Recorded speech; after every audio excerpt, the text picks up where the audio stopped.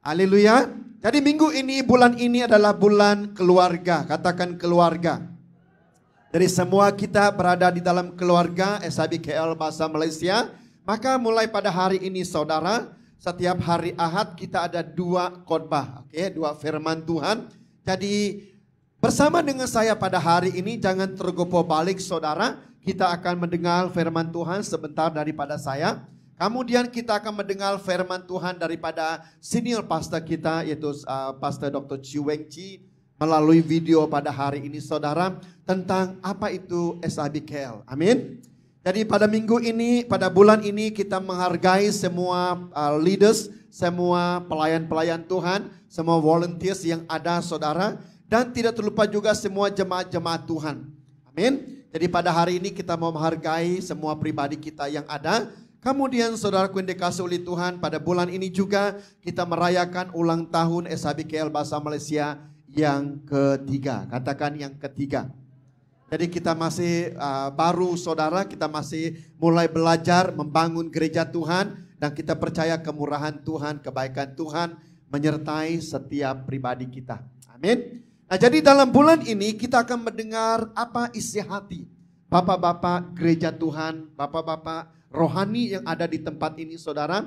Supaya Anda mendengarnya secara sendiri dan Anda belajar menghadapnya saudara. Mengapa kita wujud di tempat ini. Why we exist di tempat ini saudara. Amin. Haleluya. Jadi pada hari ini saya akan membawa message khusus untuk hari ini dan kepada penghargaan pemimpin dan volunteers dan juga ulang tahun pada hari ini saudara. Supaya kita mengerti bagaimana kita membangun, bagaimana kita menuju, bagaimana kita berjalan ke depan ini. Amin. Karena saya tidak ada saya kena minta tolong di sini. Oke. Jadi pada hari ini kita akan melihat yang pertama. Nah untuk membangun satu gereja Tuhan saudara, kita perlu ada orang yang memimpin gereja ini saudara, yang kita panggil sebagai Bapak Rohani. Katakan Bapak Rohani. Jadi pada hari ini mungkin kita pertama kali mendengar message ini saudara. Ada satu start permulaan yang saya katakan pada hari ini. Impatasi untuk Anda menangkap message ini saudara. Mungkin Anda berkata saya masih muda. Tetapi mulai pada hari ini kita belajar untuk kita ada satu hati seorang Bapak. A fathering movement. Ada satu kegerakan pembapaan saudara. Nah apabila Tuhan membangkitkan, apabila Tuhan menggerakkan kegerakan anak-anak muda saudara. Kita melihat pasti ada orang-orang dewasa, ada bapak-bapak rohani yang berada di belakang mereka saudara. Yang mendukung visi tersebut, amin. Yang mempercayai bahwa anak-anak muda ini, generasi ini diangkat oleh Tuhan. Ada bapak-bapak rohani yang berkata, this is the time, ini masanya Anda bangkit dan kami mendukung Anda, mempercayai iman Anda, mempercayai panggilan Anda, mempercayai bahwa Tuhan sedang menggunakan Anda dengan luar biasa. Amin. Nah jadi pada hari ini, message ini adalah hati kami bapak-bapak ataupun pastor-pastor di gereja ini untuk generasi yang baru ini. Jadi Anda mendengar daripada saya. Kemudian lepas ini Anda mendengar daripada senior Pastor Ciu melalui video sebentar nanti saudara. Yang sepatutnya kita lakukan secara ibadah ini dinamakan sebagai DNA service saudara.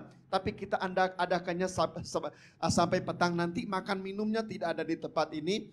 Kita akan membelanjakan Anda makan minumnya di restoran pada pukul 4 petang ini. Amin semuanya. Jadi Anda dibagi kepada 2 kumpulan karena tidak cukup tempat. Jadi yang pertama akan pergi pada hari ini dan pada minggu depan yang berikutnya menyertai satu kali lagi bersama-sama untuk merayakan kebaikan Tuhan. Yang tidak sempat hari ini akan bersama dengan pastor pada minggu depan. Amin semuanya.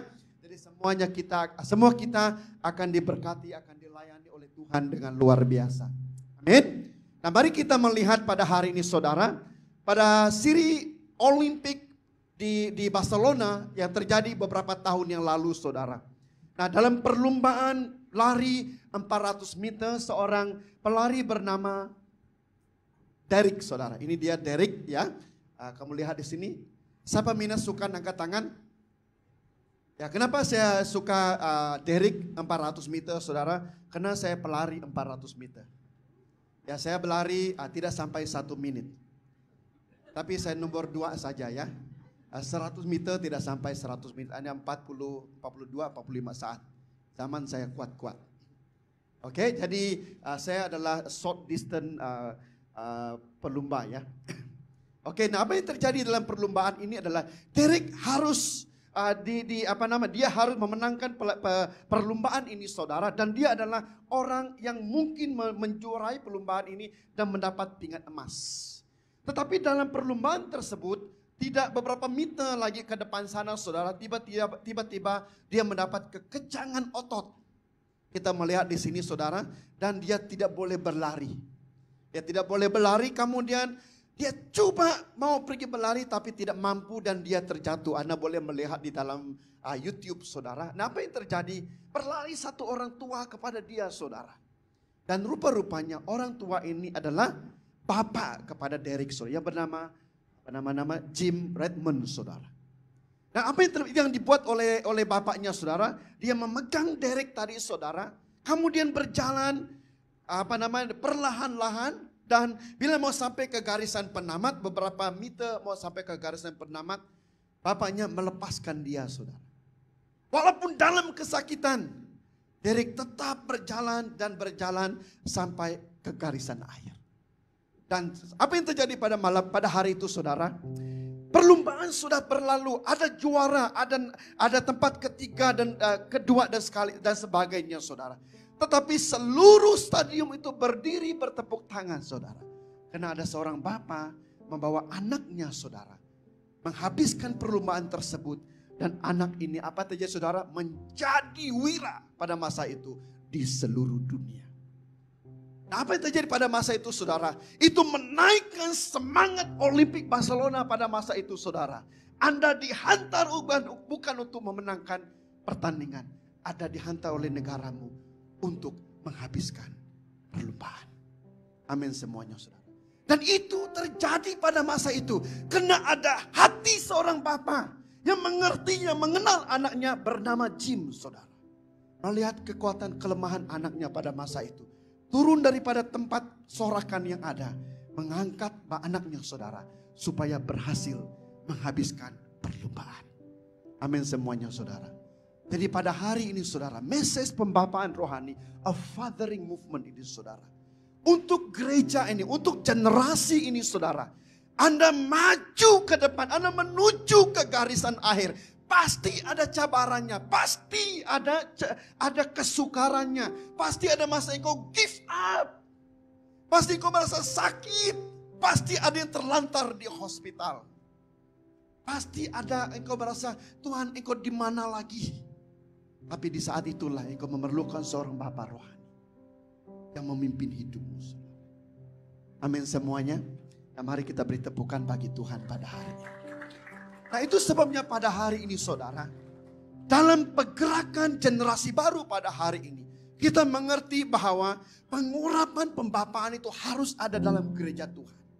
Untuk saya berdiri di sini pada hari ini saudara, itu bukannya karena kemampuan saya, perlu ada usaha saya saudara. Tapi saya ada sekitar 10 bapak rohani yang memimpin hidup saya selama ini. Dan ada di tempat ini adalah senior pastor kita, Pastor Chiu.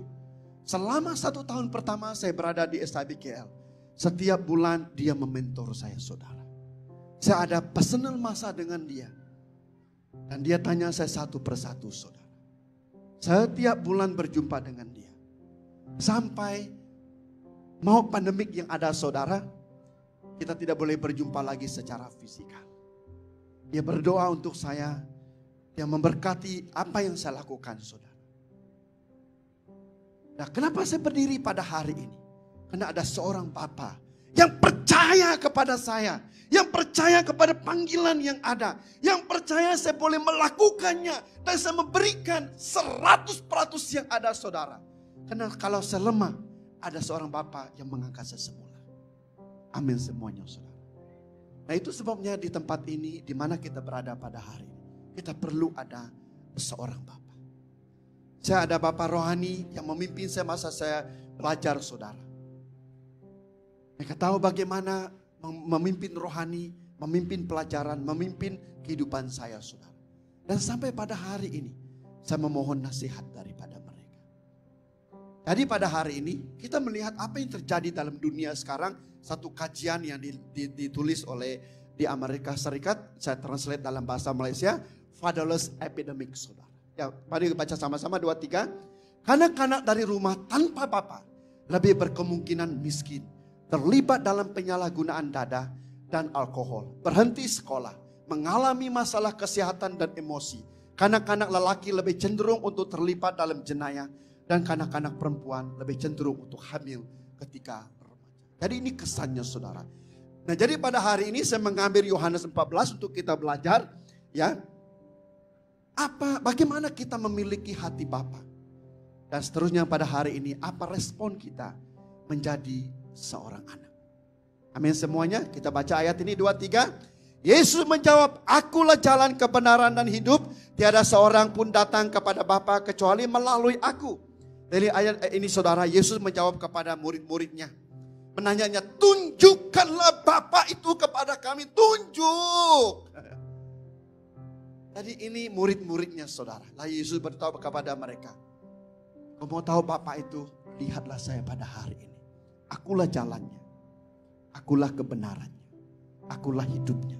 Engkau mengerti 3 hal ini, engkau melihat Bapa." Ayat 7:23, dengan mengenalku, kamu mengenal Bapakku juga. Mulai sekarang kamu mengenalnya, malah sudah pun melihatnya. Dan Yesus memberitahu kepada mereka, ada 3 orang murid Yesus yang sangat ragu pada masa itu. Yang pertama namanya siapa, saudara? Namanya siapa? Thomas. Yang kedua Filipus. Yang ketiga Yudas yang bukan Iskariot. Mereka melihat semua yang Yesus buat. Lalu beritahu kepada Yesus dengan tajuk yang sama. Yesus, kita mau bincang dulu. Bagaimana kita mengerti hati Bapa? Lalu mereka buat sel grup, saudara. Yesus, soalannya yang pertama, Sus. Bagaimana kami kenal Bapa itu? Thomas, lihat muka saya. Kau lihat muka saya, kau lihat Bapa. Ini sel grup mereka pada hari itu. Sel grup yang sangat kritikal. Yang sangat ngeri pada masa itu, saudara. Soalannya sangat berat ditanya kepada Yesus. Lalu Yesus menjawab mereka satu persatu. Jadi pada hari ini, saudara, bagaimana kita mau mengenal Bapa, saudara? Amin. Nah, kalau Anda mau lebih dalam lagi, mari ikut Breakthrough Camp. Kita akan menceritakan lebih dalam lagi mengapa kita tidak memiliki hati Bapa. Jadi pada hari ini, saudara, kita mau izinkan saya dengan sederhana pada hari ini, bagaimana kita memiliki hati Bapa tersebut. Amin. Nah, kita melalui apa? Mengenalnya. Katakan mengenalnya. Jadi 3 pribadi ini kita akan lihat nanti, saudara. Yesus memberikan satu kebenaran kepada mereka. Engkau harus mengenalnya. Jadi pada hari ini, bagaimana kita mengenal hati Bapa itu dalam kehidupan kita, saudara. Jadi Tuhan, kita mengenalnya melalui Yesus. Katakan melalui Yesus. Dengan mengenal Yesus, maka kita mengerti hati Bapa. Jadi bagaimana kita mengenal Yesus, saudara? Harus kembali kepada firman Tuhan. Katakan firman Tuhan. Maka kita harus membaca firman Tuhan. Buat 4M. Katakan 4M. My spiritual journey. Kita membaca firman Tuhan. Kemudian apa lagi, saudara? Kita merenungkan firman Tuhan. Kemudian bagaimana lagi, saudara? Kita melakukan firman Tuhan. Kemudian kita mendoakan firman Tuhan. Amin, saudaraku, ini dikasih oleh Tuhan. Kita meditasi firman Tuhan itu sampai menjadi hidup dalam kehidupan kita, saudara. Semakin kita mengenal firman Tuhan, kita mengenal siapa Bapa kita. Jadi pada hari ini, saudara, saya mau mendorong setiap pribadi kita lagi. Mengingati message pada bulan Januari yang lalu. Untuk kita menang, saudara. Kita harus merenungkan firman itu bila, saudara, siang dan malam. Amin semuanya. Maksudnya pada hari ini firman Tuhan itu harus terbuka dalam pikiran kita, dalam hati kita, dalam telinga kita, dalam mulut kita. Harus menjadi terbuka. Katakan terbuka, saudara. Jadi pada hari ini, saudaraku, ini dikasih oleh Tuhan. Firman Tuhan itu harus terbuka di toiletmu. Di tempat engkau mandi, di tempat engkau tidur dan sebagainya. Tempat engkau masak ada firman Tuhan di depan di sana. Amin semuanya, saudara. Harus firman Tuhan itu terbuka di atas, di bawah, di kiri kanan kita pada hari ini saudara. Untuk kita mengenal dia semakin hari semakin kuat dalam kehidupan kita. Tidak ada lagi jalan yang lain kecuali mengenal firman Tuhan. Amin semuanya saudara. Lalu firman Tuhan akan membantu kita mengenal Yesus. Karena itu kita perlu membaca Alkitab dan memiliki pengalaman dengan Yesus. Itu yang membuat kita dapat mengenal hati Bapa. Amin semuanya saudara. Karena Tuhan menjanjikan ada pemulihan saudara. Adanya roh dan kuasa ilahi, yakni pemulihan hati Bapa dan anak saudara. Di mana hati Bapa berbalik kepada anak dan hati anak kepada Bapa. Kalau ini tidak terjadi, apa yang terjadi saudara? Alkitab mencatat terjadi kemusnahan. Terjadi kehancuran dalam hubungan, dalam keluarga, dalam gereja, dalam pribadi kita. Jadi pada hari ini konteks gereja kita pada hari ini saudara. Ada satu bahagian yang iblis akan serang kita saudara. Kita boleh melayani, kita boleh membuat yang terbaik. Satu hari dia mengeluarkan hati Bapa di tengah-tengah kita. Maka terjadi perselisihan. Di antara anak dengan Bapa. Di antara pelayan dan pemimpin dan sebagainya.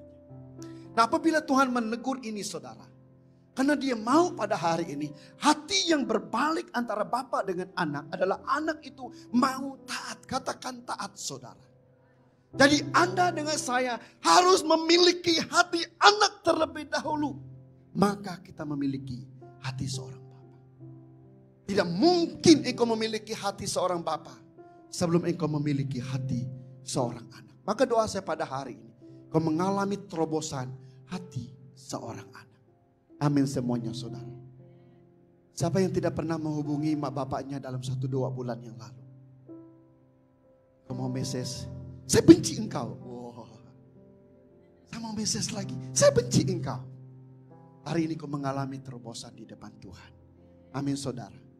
Engkau harus mau dibentuk oleh Tuhan. Engkau mau diubah oleh Tuhan. Engkau mau diajar oleh Tuhan saudara. Maka hati seorang anak harus memiliki hati yang lembut saudara. Bukan hati yang keras, bukan hati yang sombong, bukan hati yang degil. Maka untuk membentuk hati ini saudara, harus dilembutkan oleh kuasa firman dan Roh Kudus daripada Allah setiap masa, setiap hari. Amin semuanya saudara. Bila kita menyembah Tuhan saudara, firman Tuhan mengambil alih roh dan jiwa pikiran kita saudara. Membuang semua yang jahat, membuang semua yang kotor, membuang semua kedagingan nafsu kita. Dan meletakkan hati seorang anak untuk belajar. Dan mulai kita belajar. Dan mulai kita belajar saudara. Menjadi seorang anak bukannya menuju kesempurnaan. Menjadi seorang anak adalah belajar daripada satu langkah kepada satu langkah. Menjadi taat di depan Tuhan. Tatkala engkau taat saudara, engkau akan berjalan di dalam kesempurnaan daripada Tuhan. Amin semuanya saudara. Jadi untuk itu pada hari ini bukan hanya berbicara tentang hubungan kita dengan Bapa di sorga, tetapi juga pentingnya kita memiliki Bapa rohani dalam kehidupan bergereja, sama halnya seperti Paulus yang menjadi Bapa rohani untuk anak-anaknya dalam Yesus karena Injil yang diberitakannya. Jadi Paulus seorang Bapa rohani, dia berkata kepada murid-muridnya, kepada orang-orangnya saudara. Kamu memiliki ratusan pemimpin, ribuan pemimpin. Tapi kamu memiliki seorang Bapa, yaitu saya. Mengapa saudara? Karena Paulus berkorban seadanya untuk anak-anak rohani. Amin semuanya saudara. Jadi bahasa yang saya belajar daripada Paulus adalah apabila seorang anak rohaninya membuat kejahatan saudara, lari mencuri uang daripada Filemon, saudara. Anda baca di Filemon. Dia mendidik anak ini, saudara. Sehingga dia bertobat kembali. Dan dia menghantar kepada Filemon semula. Dan dia berkata kepada Filemon, ambil kembali anak ini. Kalau ada dosa kesalahannya, tanggungkannya kepada saya. Itu hati seorang Bapa, saudara. Banyak kita, saudara, yang baik saya punya, yang jahat kau punya. Engkau tidak pernah memiliki hati seorang Bapa. Seorang Bapa melihat keburukan, kejahatan orang saudara. Biar yang buruk itu saya terima. Yang baik itu engkau terima. Amin saudara. Jadi itu hati seorang Bapa. Kita lihat lagi saudara. Jadi kita lihat 3 contoh tadi. Amin. Yang pertama, mengapa kita perlu memiliki hati seorang bapa? Yang pertama, untuk mengenal Tuhan. Katakan untuk mengenal Tuhan. Jadi kembali kita kepada Thomas. Sus, kami tidak tahu kemana kau pergi. Bagaimana kami mungkin jalan ke sana. Tunjukkanlah Bapa itu kepada kami. Selalu kita demikian, amin. Tunjukkan engkau Tuhan, bersuaralah. Tapi tiap hari Tuhan melakukan mukjizat. Tiap hari engkau ada Maggi makan di rumah. Tiap hari engkau ada tambang MRT. Tiap hari engkau memandu kereta. Tiap hari engkau tidur di Egon. Dan tiap hari Ahad engkau berada di gereja yang 6 bintang seperti tempat ini. Itu pertolongan Tuhan. Amin semuanya saudara. Kau datang, tadi panas-panas sejuk semula. Semua peralatan di sini luar biasa. Semua hamba Tuhan yang saya bawa di tempat ini. Bro, punya just 6 bintang lah dia kata. Kami punya bintang pun tidak ada. Tapi kita masih tidak bersyukur seperti Thomas. Tunjukkan Tuhan itu kepada kami. Tunjukkan. Kita semua begini, amin. Bisa beritahu kepada dia, akulah jalan. Jadi apa maksud jalan di sini saudara? Kau mengenal Tuhan lebih dalam lagi. Katakan mengenal Tuhan lebih dalam lagi. Waktu pribadimu saudara. Memimpin di tempat ini saya selalu bagi tahu. Sekurang-kurangnya engkau mengambil masa 30 menit 1 hari di depan Tuhan. Hanya engkau dengan Tuhan saja. Amin semuanya. Membaca firman Tuhan saudara. 1 bab, 2 bab, 3 bab, 4 bab dan sebagainya. Dan engkau mengambil masa untuk bersekutu dengan teman-temanmu. Engkau minta didoakan saudara. Dan engkau minta pada hari ini. Tuhan memberikan engkau perjalanan. Perjalanan bagaimana saudara? Melalui firman Tuhan. Untuk mengatur kehidupanmu. Amin semuanya saudara. Ada meditasi daripada Tuhan. Untuk apa saudara? Bila Tuhan memberikan jalannya kepada kita saudara. Kita tidak perlu risau lagi kebenarannya. Kita pasti akan menuju jalan yang kudus. Jalan yang benar. Kalau itu diberikan oleh Tuhan dalam hidupmu saudara. Karena jalan kebenaran itu memerdekakan kita. Tuhan tidak berkata jalan kebenaran itu senang ya. Tuhan selalu memberitahu jalan kebenaran itu memerdekakan kita. Memulihkan kita. Menyembuhkan kita. Melepaskan kehidupan kita. Amin semuanya saudara. Tuhan mau membawa kita mengenal dia pada hari. Dan kemudian apa lagi jawaban Yesus kepada dia? Akulah jalan kebenaran dan apa? Hidup. Jadi Tuhan mau kita hidup. Hidup bagaimana saudara? Hidup sesuai yang diberikan oleh Tuhan. Kasih karunia yang diberikan Tuhan dalam kehidupan kita saudara. Jadi bagaimana kita menghidupinya saudara? Kita ikut jalan Tuhan. Amin semuanya saudara. Maka apabila engkau menghidupi jalan Tuhan saudara. Engkau tidak mengejar kehidupan itu lagi. Tapi kehidupan itu ada di dalam dirimu saudara. Itu kehidupan yang benar di dalam Tuhan. Kehidupan di mana engkau sendiri mengalami kuasa Tuhan, mengalami hadirat Tuhan dalam kehidupanmu. Jadi Thomas ini orang yang selalu bingung, saudara. Ada di tempat kita ini selalu bingung, saudara. Tetapi inilah titik tolak dalam hidupnya. Dia mengerti Tuhan. Kemudian dia menjadi rasul yang luar biasa. Dia mati syahid, saudara. Demi keselamatan di dunia ini. Amin, saudara. Itu namanya Thomas pada hari ini. Jadi dia mengenal Tuhan. Dapat pembapaan yang kedua untuk kita mengalami Tuhan. Encounter dengan Tuhan. Amin semuanya.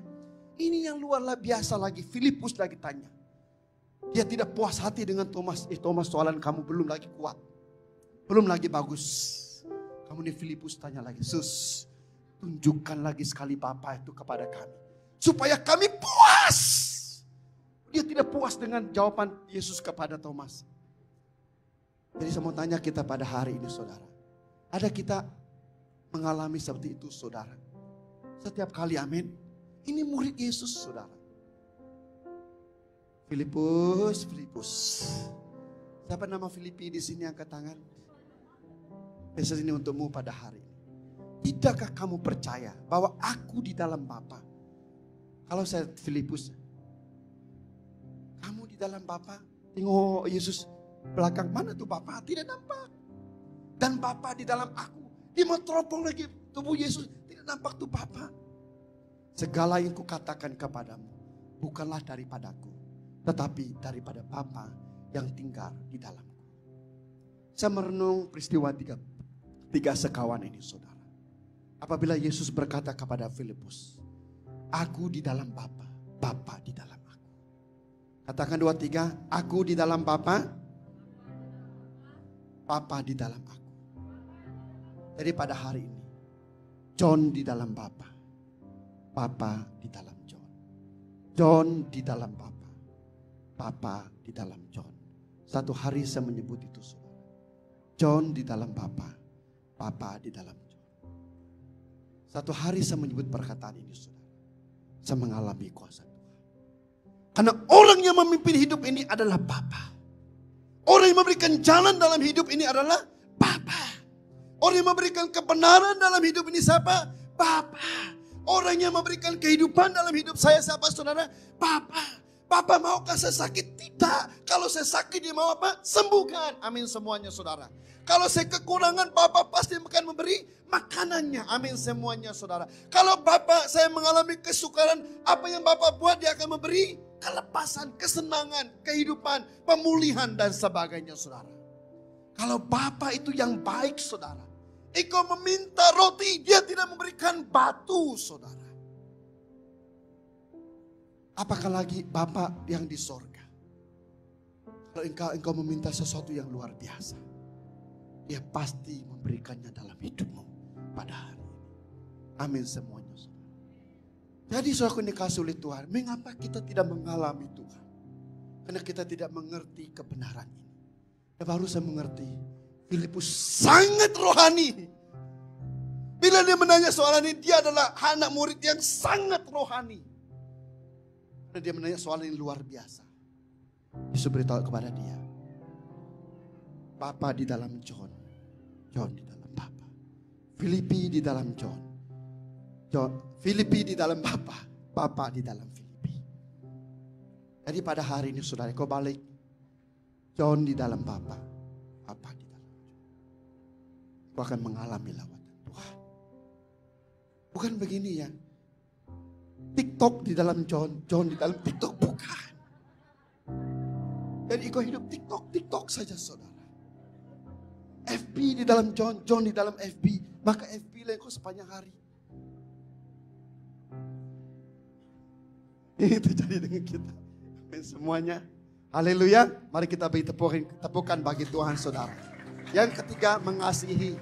Jadi Yudas lagi, dia tidak mau kalah lagi. Wah.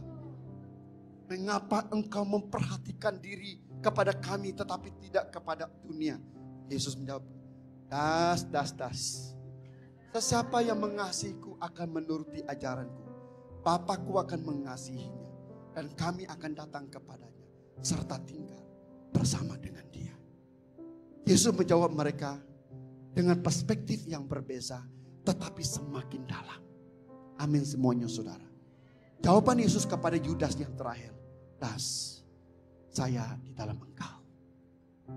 Bapa di dalam engkau.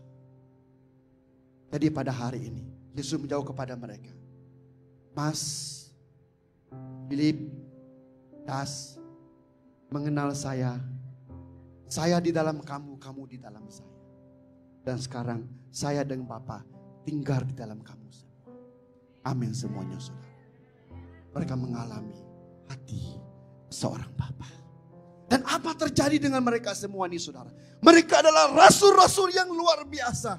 Kemudian apabila Yesus diangkat ke sorga, Tuhan menggunakan pakai mereka dengan luar biasa, saudara. Dan mereka menjadi Bapa, bukannya di bumi ini saja, tapi Alkitab mencatat mereka adalah Bapa di sorga, saudara. Mereka adalah rasul yang berada di sorga, yang bersama-sama dengan Yesus menghakimi Anda dengan saya. Itu kata Wahyu. Semua murid-murid Yesus yang ke-12 orang ini berada di tempat yang termulia di sorga. Karena mereka melakukan yang luar biasa di depan Tuhan. Dan pada hari ini, saudara, bagaimana kita memiliki hati anak. Amin. 2, 3 baca dengan saya. Sebagai seorang anak, kita perlu tahu cara memperlakukan Bapa kita di dalam Tuhan. Adakah engkau memiliki Bapa rohani? Mengapa Bapa, saudara? Karena Bapa memegang peranan penting. Sebab dari seorang Bapa lah kita memperoleh benih ilahi, mimpi, visi, identiti, nama, ajaran, warisan iman dan janji Tuhan. Ketika kita memilikinya, maka kita memperoleh semuanya itu. Mengapa kita menjadi yatim piatu dalam gereja, saudara?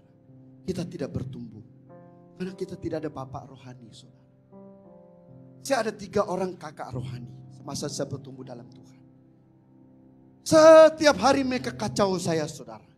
Bukan kacau yang tidak bagus. Don, sudah baca kitab? Cari saya di asrama pula, di perpustakaan. Masih di mana ada info, tidak ada WhatsApp.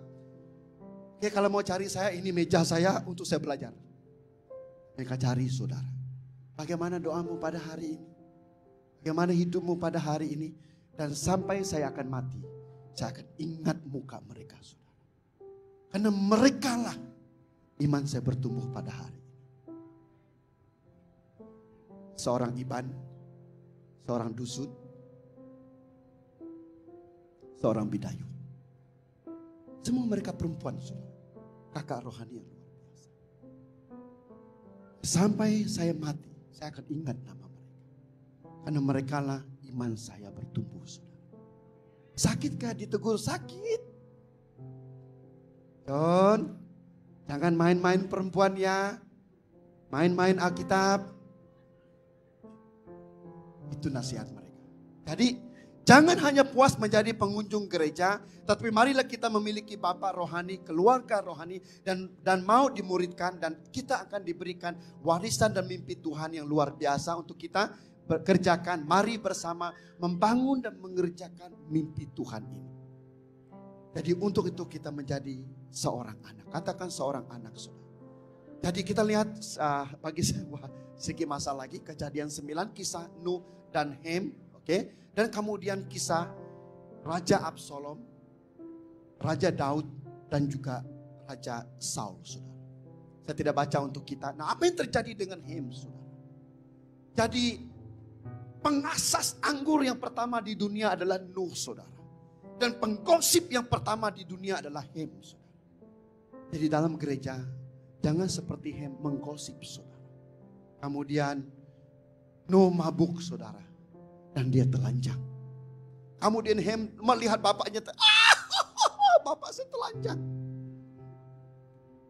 Bukan itu saja, dia pergi keluar. Hai, Sam, Yafet. Tengok bapak itu telanjang. Dunia. Bapak saya telanjang. Dia masuk lagi WhatsApp, dia masuk lagi Facebook, dia masuk lagi TikTok. Bapak saya telanjang. Saudara. Jadi ini adalah gosip, saudara. Dan gosip adalah dosa. Dengar baik-baik pada hari. Kalau engkau mengeluarkan perkataan gosip, saudara, engkau memiliki roh seperti Hem. Apa yang terjadi kepada Hem, saudara? Ayat 25. Maka berkatalah ia, terkutuklah Kanaan. Karena Hem lahirnya Kanaan, saudara. Dia akan menjadi hamba daripada segala hamba bagi saudara-saudaranya. Itu sebabnya orang yang selalu memperkatakan yang jahat, gosip, yang fitnah, iri hati. Mereka tidak pernah membangun, saudara. Kenapa? Engkau menggunakan energimu bukan untuk membesar, saudara. Untuk mengecil. Engkau tidak pernah membangun. Nah, ini yang terjadi kepada Hem, saudara. Nah, apa yang terjadi? Belajar dari kisah anak-anak Nuh. Hem tidak menghormati ayahnya, tetapi Sem dan Yafet tahu cara menghormati ayahnya. Sem dan Yafet memiliki hati anak. Kita melihat di sini, saudara. Kemudian Sem dan Yafet melihat kepada Hem, kenapa dibuat bapak begini? Lalu mereka mengambil kain, mereka menutup bapak mereka, saudara. Bukannya mereka menutup ini, bukan menengok begitu, saudara. Bapak mereka telanjang, bukan begitu, saudara. Itu pun bodoh namanya, saudara. Selalu kita begitu, betulkah? Mari kita bawa dalam doa, rohani lagi, saudara. Sudah gosip, bawa lagi dalam doa, saudara. benar itu salah saudara. Mereka membelakang saudara, menutup bapak mereka. Kemudian mereka meletakkan kain. Kemudian Yakub bangun. Dia tahu Sem dan Yafet memberkatinya. Apa kata dia kepada Sem dan Yafet? Diberkatilah Sem, diberkatilah Yafet. Hem akan menjadi hamba kepada Sem dan Yafet. Semakin kita gosip, semakin kita fitnah orang saudara, itu semakin berundur ke belakang. Karena orang yang menggosip, orang yang fitnah saudara, dia bukan berada di depan, dia berada di belakang. Jadi kalau orang gosip Anda saudara, relax saja. Nothing to lose. Yesus sudah berkorban bagimu. Semua gosip, semua fitnah, semua perkataan yang salah, yang kotor, yang apa orang lemparkan kepada Anda saudara. Anda sudah berada di belakang salib Yesus. Salib itu melindungi hidupmu saudara. Tidak ada yang hilang dalam hidupmu. Peristiwa yang kedua, ini yang luar biasa saudara. Raja Saul cemburu kepada Daud saudara. Lalu dia mau membunuh Daud. Ada dua kesempatan Daud untuk membunuh Saul. Tetapi dia tidak mau membunuh Saul. Karena Saul itu diurapi oleh Tuhan. Nah, saya ambil penjelasan oleh senior pastor tentang hari ini saudara. Bukan kita melihat pastor itu sempurna ataupun penatua itu sempurna saudara. Tapi Alkitab mencatat, engkau jangan sentuh seorang hamba Tuhan. Seorang penatua di dalam gereja. Kalau dia salah, Tuhan yang akan deal dengan dia. Tapi banyak kita mau ambil otoriti melebihi pastor, melebihi penatua dalam gereja saudara. Ini terjadi dalam gereja Tuhan. Daud mengerti hari ini. Karena dia memiliki hati seorang anak.